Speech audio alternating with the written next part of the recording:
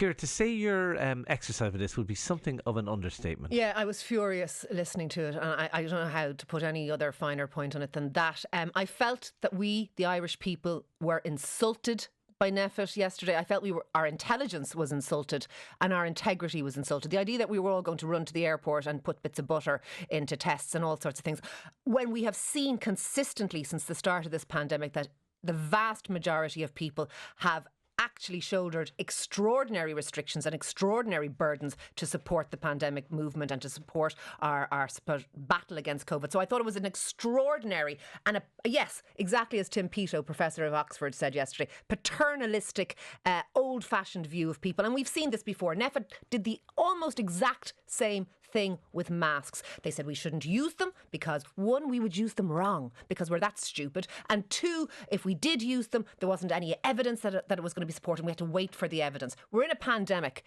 You know, perfection is the enemy of the good, and speed is one of the key things in a pandemic, and we have shown no sign of understanding the need for speed, and I think that's dreadful. And by the time, by the way, we get the big randomised control trials that prove antigen testing one way or another or what have you, that'll be next year or the year after. Aviation will be gone in Ireland by that stage. And I think there are a few things, Shane. I think, aside from the insults, the science is wrong, because the 50% inaccuracy that they keep touting there's an excess of 90% accuracy for people who are infectious, which are actually the things you're trying to identify. You said we banged the desk about all. I did bang the desk about masks, and I called NPHET out on masks then. Yeah, and I'm calling them out on this now. I didn't bang the desk about mandatory hotel quarantine because I was much less convinced of the need. I have a slight reservation though about people doing their own antigen testing, and maybe we disagree on this. For the airports, they're not suggesting that.